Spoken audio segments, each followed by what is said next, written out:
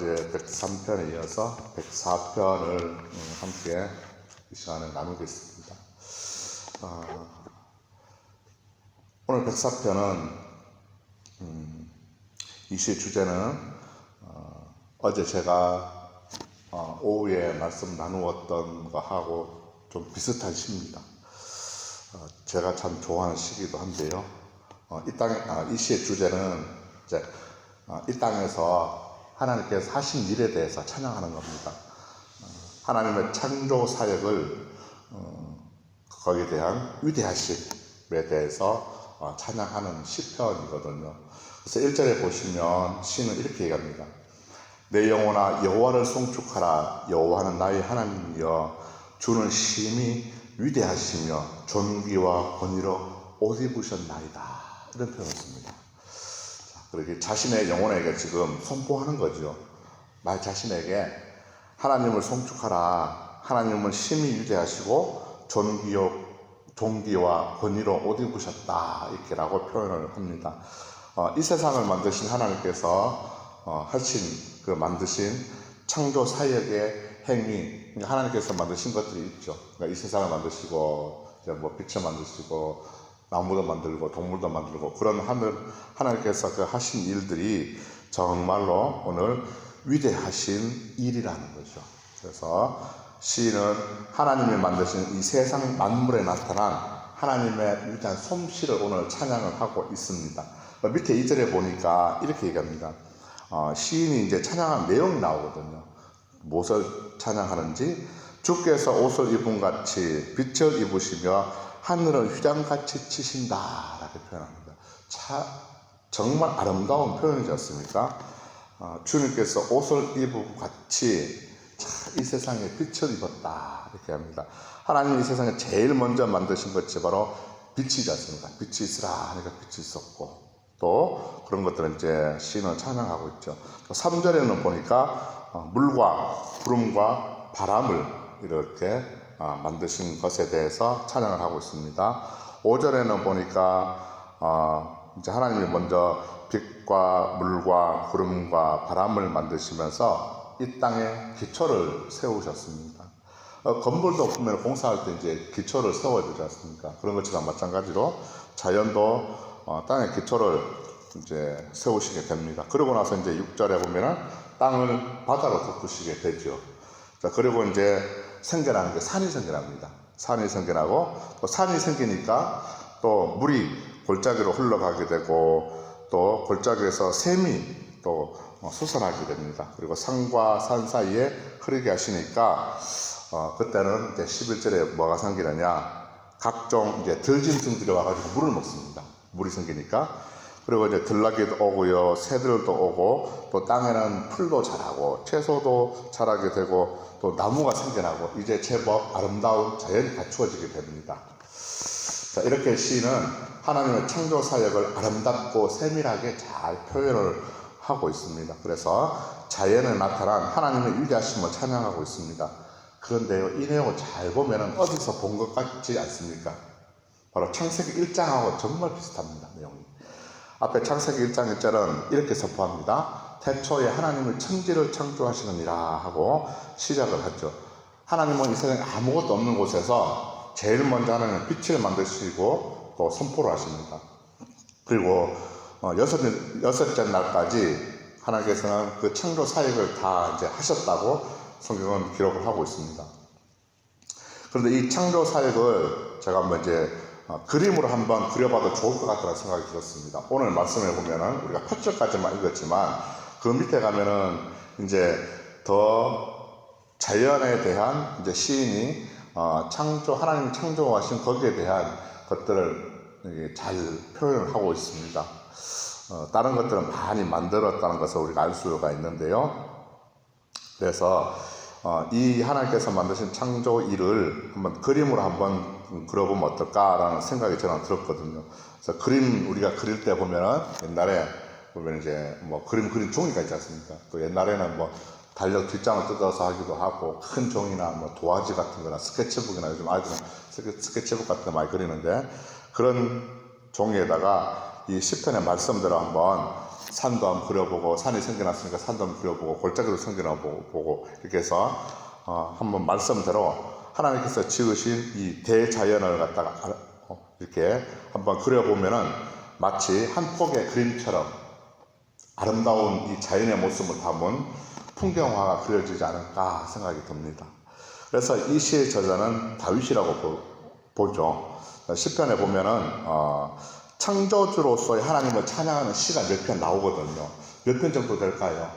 하나님을 창조자로 소개하는 것이.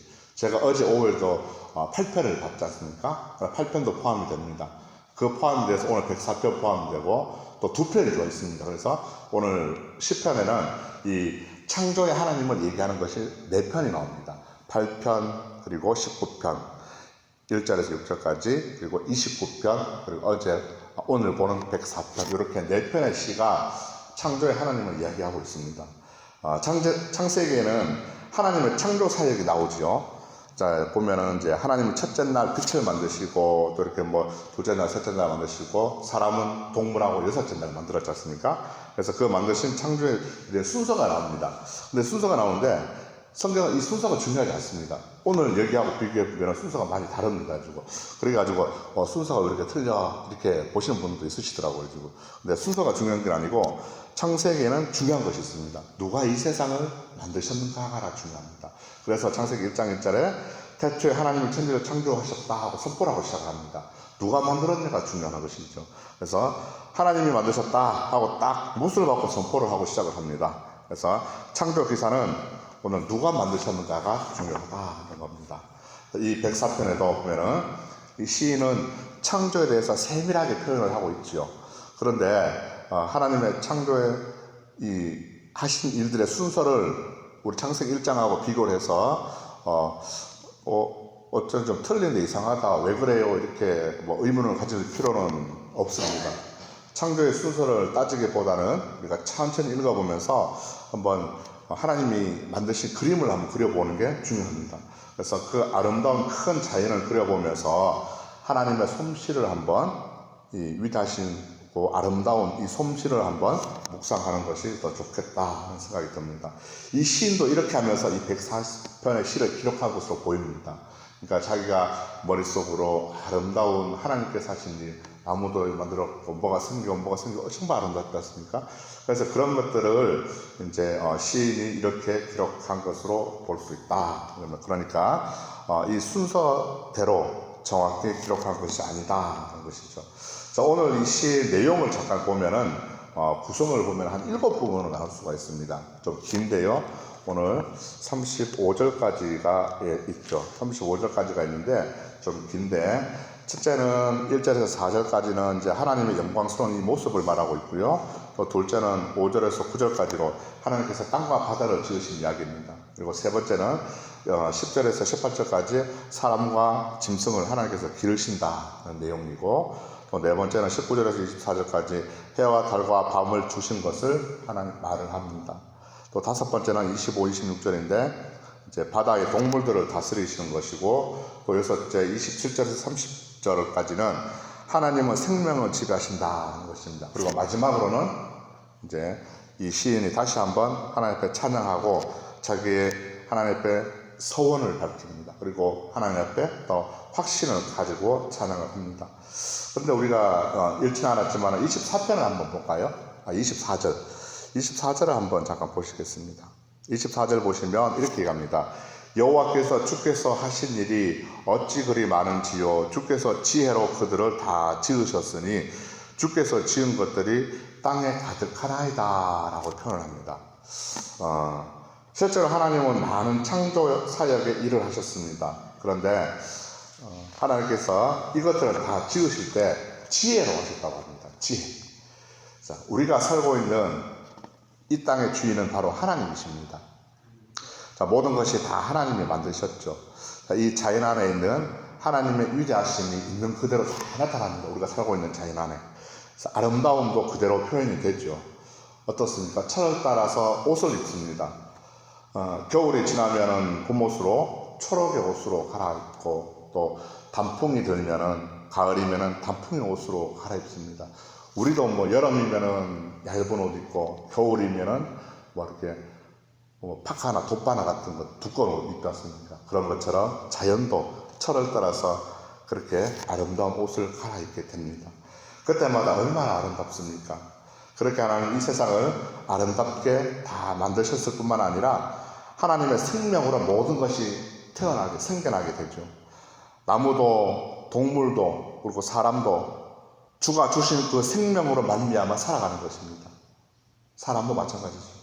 주께서 지으신 생명들이 이 땅에 가득해서 하나님이 지으신 바다와 그리고 자연 속에서 그 놀고 때를 따라서 먹을 것을 주시기를 바라고, 또 28절에는 주께서 주시니까 그들이 받고, 또 주께서 손을 펴시니까 그것으로 만족하다가, 또 반대로 주께서 얼굴 낯을 숨기면은 그들이 떨고 결국은 그들의 호흡을 거두게 되어서 죽게 된다고, 먼지로 돌아간다. 그래서 24절, 29절에 그렇게 시인은 이야기합니다.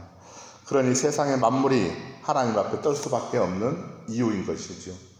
시인이 말하는 것처럼 이 세상 모든 만물이 주로 말미암았기 때문이죠. 세상의 모든 이 만물들은 하나님이 손을 펴시면 삽니다. 하지만 반대로 얼굴 낯을 숨기시면 결국은 어떻습니까? 호흡을 거두고 또 죽게 된다고 오늘 시인은 얘기합니다. 세상의 모든 만물은 하나님의 손에 달려있다는 거죠.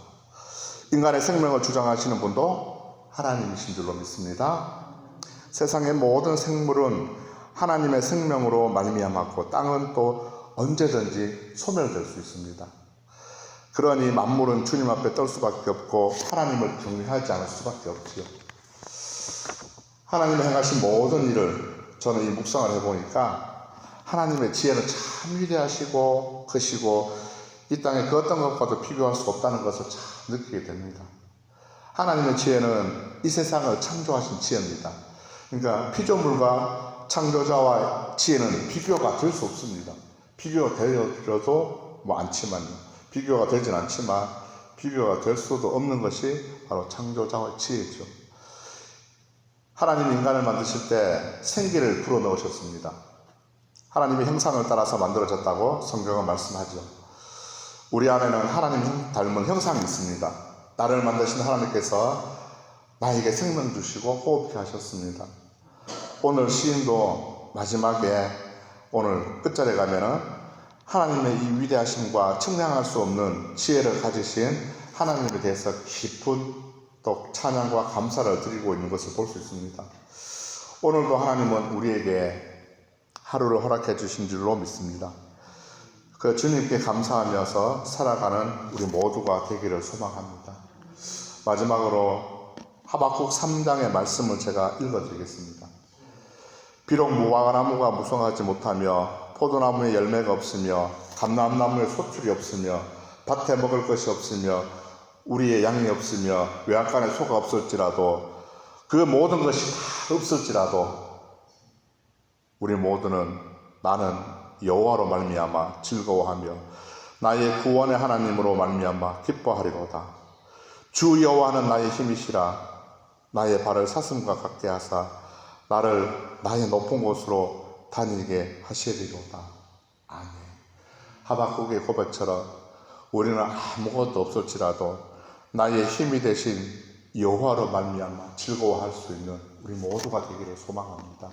하나님께 산 소망을 두고 살아갈 수 있는 오늘이 되시기를 축복합니다.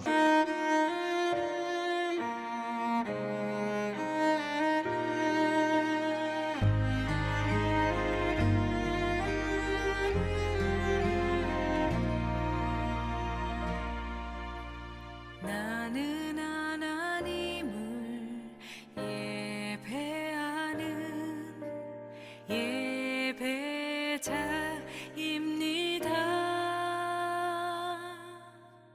내가